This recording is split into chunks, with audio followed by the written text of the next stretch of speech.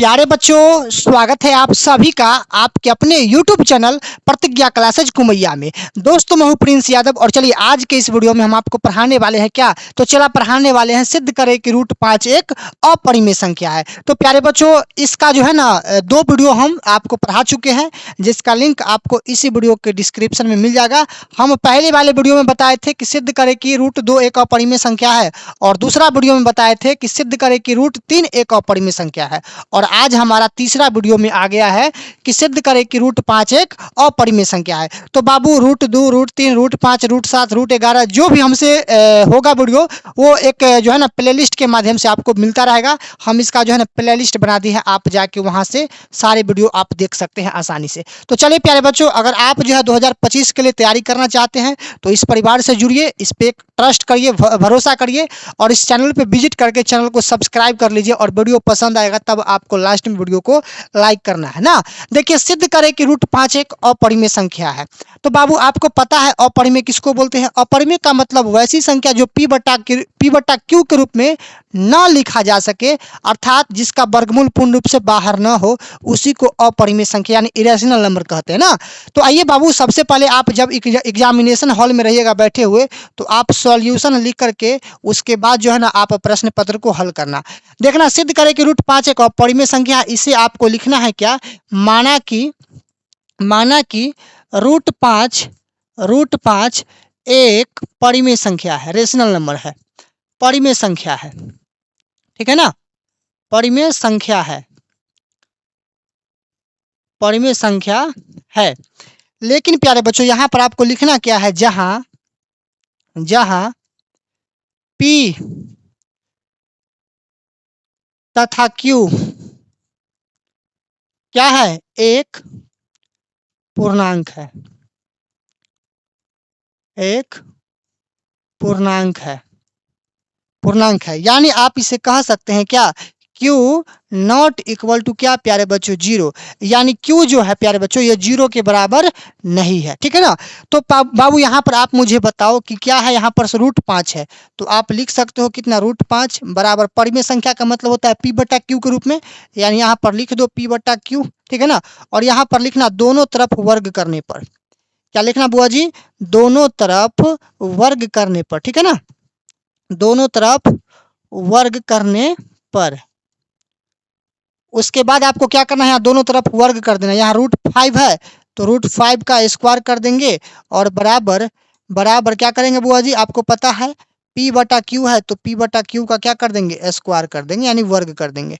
आप जानते हैं बुआ जी, आप क्या जानते हैं कि सर अगर स्क्वायर से रूट कैंसिल होगा तो कितना बचेगा बुआ जी, 5 बचेगा। यहाँ पर हम लिख सकते हैं कितना, 5 बराबर p बटा q का होल स्क्वायर करेंगे तो हम इसे लिख सकते हैं कितना बुआ जी, p स्क्वायर बटा q स्क्वायर लिख सकते हैं ना।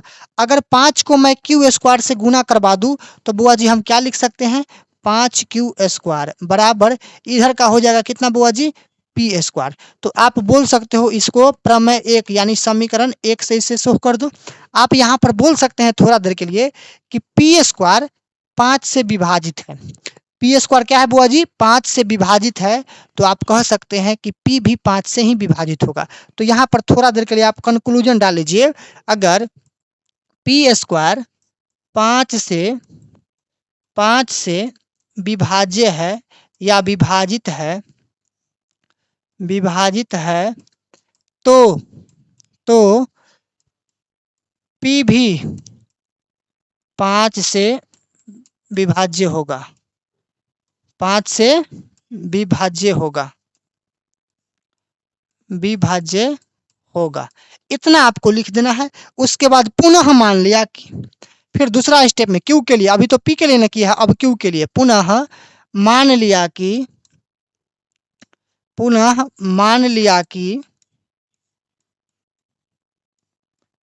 p बराबर कितना है बुआ जी, 5 है, तो 5 के साथ हम m मान लेंगे और लिख देंगे कि जहां m कोई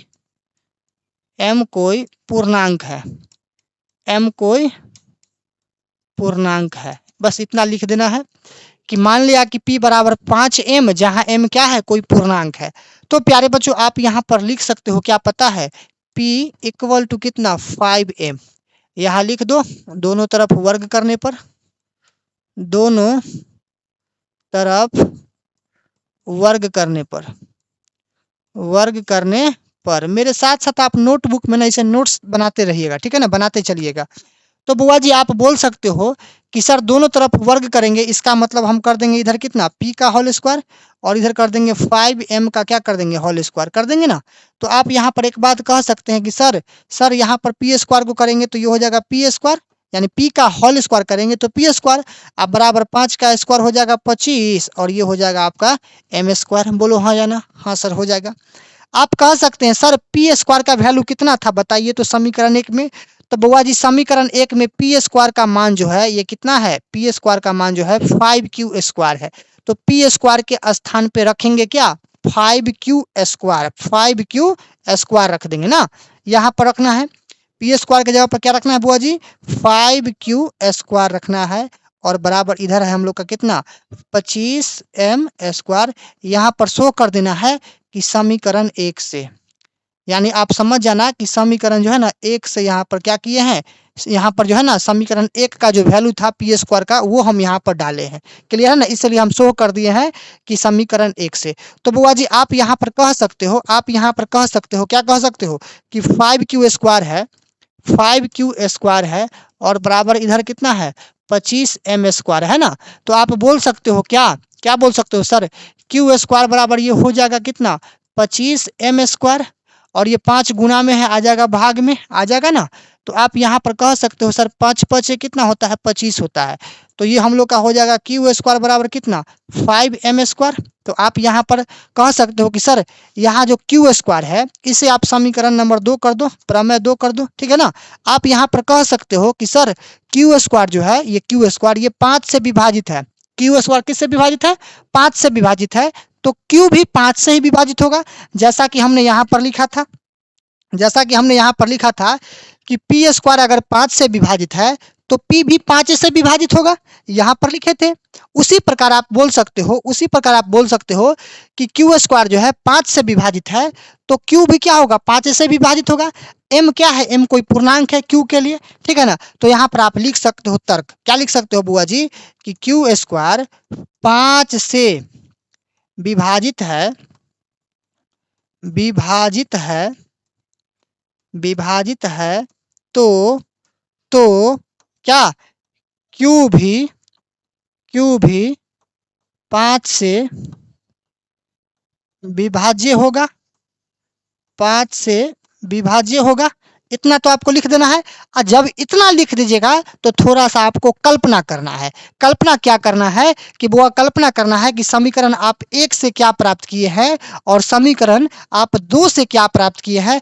थोड़ा सा इसके बारे में कल्पना कर दीजिए ताकि एग्जामिनर खुश हो जाए और पूरा में पूरा मार्क्स दे दे। तो बुआ जी कल्पना आपको क्या करना है, कल्पना करना है कि चूंकि P और Q, यानी P कहाँ था समीकरण 1 में और Q कहाँ था समीकरण 2 में, तो समीकरण 1 और समीकरण 2 दोनों में जो है 5 से विभाजित है, यानी P और Q क्या है 5 से विभाजित है। किंतु यह तथ्य विरोधाकार है, यानी कह सकते हैं कि यह तथ्य विरोध करता है, विरोधाभास है, ठीक है ना। क्योंकि P और Q में जो है ना 1 के अतिरिक्त कोई उभयनिष्ठ गुणनखंड नहीं है। बुआ जी P और Q में जो है 1 के अतिरिक्त उभयनिष्ठ गुणनखंड नहीं होगा, लेकिन यहाँ पर कितना है 5 है, इसीलिए हमारी मान्यता गलत है। अतः √5 एक अपरिमेय संख्या है। बोलो समझ में आया कि नहीं समझ में आया? पूरे YouTube पर चला इस प्रकार से कोई नहीं पढ़ाया होगा, ये मेरा गारंटी है, ठीक है ना। हंसते खेलते पढ़ाते हैं, बच्चे को मनोरंजन करते हुए पढ़ाते हैं, लेकिन जो असलियत है उसी को हम लाते हैं और बच्चों को समझाने का प्रयास करते हैं। तो चलिए बाबू इस वीडियो में इतना ही तक रहते हैं, फिर मिलते हैं आने वाले किसी और अगले वीडियो में। तब तक के लिए सभी बच्चों को जय हिंद। अगला वीडियो यानी नेक्स्ट पार्ट एक और आएगा, तो आप जो है ना प्लेलिस्ट से जाके अगला वीडियो को आप देख लेना।